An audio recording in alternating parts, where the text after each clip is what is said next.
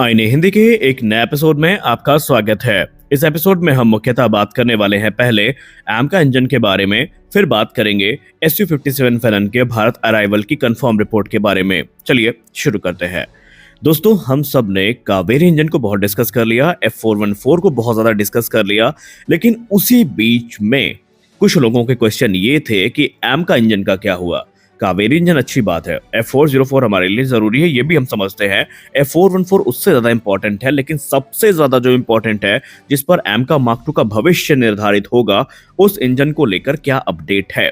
तो फाइनली 2025 आपके बहुत सारे सवालों के जवाब अपने साथ लेकर आया है, क्योंकि मीडिया रिपोर्ट्स की बात माने तो एडवांस मीडियम कॉम्बैट एयरक्राफ्ट को लेकर के जो इंजन है उस पर फाइनल टॉक्स ऑलमोस्ट कंप्लीट हो चुकी हैं और 2025 के मध्य से पहले ही इंजन डील आपको फाइनलाइज होती नजर आएगी। ये एक ऐसा इंजन होगा जो कि 110 किलोन्यूटन से ज्यादा का थ्रस्ट जनरेट करेगा और ये ना सिर्फ हमारे advance medium combat aircraft mark II को पावर करेगा, बल्कि इसके अलावा ये इंजन जो है ये मुख्यतः ट्विन इंजन डिग बेस फाइटर में और आने वाले भविष्य में अपग्रेड के रूप में राफेल में और तेजस मार्क II में भी देखने को मिलेगा। इस समय जो नेगोशिएशन चल रहे थे वो अलग अलग एरोस्पेस कंपनियों के साथ चल रहे थे, क्योंकि भारत एक बेहतरीन प्राइस में वो सब कुछ चाहता था जिससे भारतीय वायुसेना के एयरक्राफ्ट की रिक्वायरमेंट पूरी हो सके। इसको लेकर सिर्फ दो कंपनियों के साथ ही बातचीत करी गई थी, वो था सैफरॉन और दूसरा था रोल्स रॉयस। और मैंने पहले भी कहा था कि जनरल इलेक्ट्रिक को यहाँ पर ज्यादा भाव नहीं दिया जाएगा, उसके पीछे की वजह अभी हम आगे डिस्कस करेंगे। एडवांस मीडियम कॉम्बैट एयरक्राफ्ट की जो पहली रिक्वायरमेंट थी कि मिनिमम 110 किलोन्यूटन का इंजन हमें चाहिए। अब इसमें पहला जो कंपेटिटर था इस कंपटीशन में वो था सैफरॉन। सैफरॉन ने पहले ही ऑफर किया था कि वो फ्रॉम स्क्रैप जो 110 किलोन्यूटन थ्रस्ट क्लास का इंजन है वो विकसित कर सकते हैं और थ्रस्ट लेवल 110 से लेकर के 120 किलोन्यूटन के बीच में होने वाले हैं।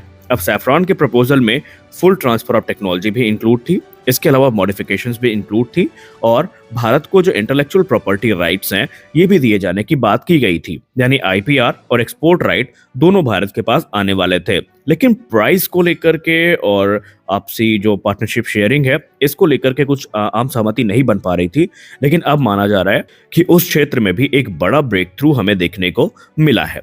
दूसरा कंपेटिटर था इसमें रोल्स रॉयस। रोल्स रॉयस ने भी EJ-200 पर आधारित पहले अपना एक इंजन ऑफर किया था, लेकिन भारत ने मना कर दिया कि एग्जिस्टिंग कोई भी टेक्नोलॉजी उनको नहीं चाहिए, क्योंकि हमें अपने नेक्स्ट जनरेशन फाइटर को पावर करना है, तो उसके लिए ऐसा इंजन चाहिए जो कि नेक्स्ट जनरेशन टेक्नोलॉजी से इक्विप्ड हो। तो ऐसे में एक नए कोर के साथ रोल्स रॉयस ने भी एक नया इंजन ऑफर किया था जो कि फुल इंटेलेक्चुअल प्रॉपर्टी राइट्स और ट्रांसफर ऑफ टेक्नोलॉजी के साथ भारत को मिलने वाला है। तो अब ये माना जा रहा है कि जो प्राइस नेगोशिएशन है ये ऑलमोस्ट डन हो चुके हैं और स्पष्ट रिपोर्ट तो सामने नहीं आई है, लेकिन इंगित ये हो रहा है कि सैफरॉन यहाँ पर क्लियर विनर है। सैफरॉन ही वो कंपनी होगी जो भारत के एमका के लिए इंजन बनाएगी। इसका प्रमाण भी चलिए हम आपको दे देते हैं। दरअसल हिंट हमें बहुत पहले ही मिल गए थे। सैफरॉन का भारत में इंजन MRO फैसिलिटीज को स्टैब्लिश करना, IMRH इंजन को ज्वाइन करना, इंजन पार्ट्स और कंपोनेंट के मैन्युफैक्चरिंग को लेकर MOUs को साइन करना, ये कहीं ना कहीं इस चीज का इंडिकेशन थे कि पहले से ही भारत की जो प्राथमिकता थी वो सैफरॉन थी। और अब इस चीज का स्पष्टीकरण आपको 2025 खत्म होने से पहले ही मिल जाएगा और आप देखेंगे कि कैसे भारतीय वायुसेना के लिए जो एडवांस एरो इंजन है ये भारत में ही बनाए जाएंगे। इसके बहुत सारे नए आयाम खुलेंगे। पहली बात तो ये है कि हम इसका यूज एमका में कर पाएंगे और आने वाले भविष्य में हम चाहें तो अपग्रेड के माध्यम से तेजस मार्क II जैसे जो फाइटर एयरक्राफ्ट है, राफेल जैसे फाइटर्स हैं, इनमें भी इस नए इंजन को इनकॉर्पोरेट कर सकते हैं। अगली रिपोर्ट में बात कर लेते हैं उस रिपोर्ट के बारे में जिसका इंतजार आप सब कर रहे थे। आप सभी नहीं कर रहे थे, बल्कि जितने डिफेंस लवर हैं, जो डिफेंस के क्षेत्र में रुचि रखते हैं, वो इस खबर का इंतजार बड़ी ही बेसब्री से कर रहे थे। और वो खबर थी कि क्या वाकई SU-57 भारत आएगा? क्या SU-57 फैलन को लेकर जो रिपोर्ट्स चल रही हैं मीडिया में वो सच है? तो आइए आज आपको हम खुश कर देते हैं। अभी तक सिर्फ ये एक र्यूमर था कि SU-57 फैलन भारतीय जो एरो इंडिया एयर शो है उसमें पार्टिसिपेट करेगा। न सिर्फ जो स्टैटिक डिस्प्ले है उसमें ये हमें देखने को मिलेंगे, बल्कि फ्लाइंग डिस्प्ले में जो जलवे आपने एरो इंडिया 2023 में F-35 लाइटनिंग 2 के देखे थे उससे कहीं बेहतरीन जलवे आपको SU-57 फैलन के देखने को मिलने वाले हैं। SU-57 फैलन को लेकर खुद यूनाइटेड एयरक्राफ्ट कॉर्पोरेशन ने कंफर्म कर दिया है कि एरो इंडिया 2025 में जो फुल फ्लेज फ्लाइंग डिस्प्ले है उसमें ये एयरक्राफ्ट आपको देखने को मिलेगा। एक बात बताएं जो आपको ज्यादा खुश करेगी। आमतौर पे SU-57 हमें देखने को मिलते रहते हैं, लेकिन ये एयरक्राफ्ट जो भारत आएगा ये काफी हद तक मॉडिफाइड होगा इंडियन एयरफोर्स की रिक्वायरमेंट को लेकर, क्योंकि रशिया पहले स्पष्ट कर चुका है कि इंडियन एयरफोर्स को कैसा एयरक्राफ्ट चाहिए ये उनसे बेहतरीन कोई नहीं समझ सकता। क्योंकि चाहे मिग-21 हो, मिग-23 हो, मिग-27 हो, मिग-25 हो, मिग-29 हो या फिर SU-30 MKI हो, ये सारे एयरक्राफ्ट सोवियत यूनियन के हैं, सोवियत एरा के हैं और रशिया इसको मैन्युफैक्चर भी करता है और भारत में इसकी लोकल मैन्युफैक्चरिंग भी होती है। तो रशिया को एक अच्छा आइडिया है कि भारत क्या चाहता है अपने फाइटर एयरक्राफ्ट में, और इसी को लेकर यूनाइटेड एयरक्राफ्ट कॉर्पोरेशन के जो CEO है उन्होंने इस पर टिप्पणी करी है कि ये फुल फ्लैश डिस्प्ले में प्रदर्शित किया जाएगा और हम इस चीज का भरोसा दिलाते हैं कि 10 से लेकर 14 फरवरी के बीच में यलहंका एयरफोर्स स्टेशन में जो एयर शो आयोजित किया जाना है उसमें दर्शक जैसा एरियल डिस्प्ले देखने वाले हैं ऐसा उन्होंने कभी नहीं देखा होगा। और जाहिर सी बात है कि SU-57 एक हाईली मनोरेबल एयरक्राफ्ट है जो कि अपने करतब से किसी को भी दंग कर सकता है। लेकिन यहाँ पर हम इसके करतब को लेकर इंटरेस्टेड नहीं है, हम इंटरेस्टेड हैं इसके बाद की चीजों को लेकर के, क्योंकि यूनाइटेड एयरक्राफ्ट कॉर्पोरेशन ने ऑलमोस्ट ये कंफर्म कर दिया है कि इसी एयर शो के दौरान भारतीय वायुसेना के अधिकारियों को इसकी कैपेबिलिटी को लेकर ब्रीफ किया जाएगा।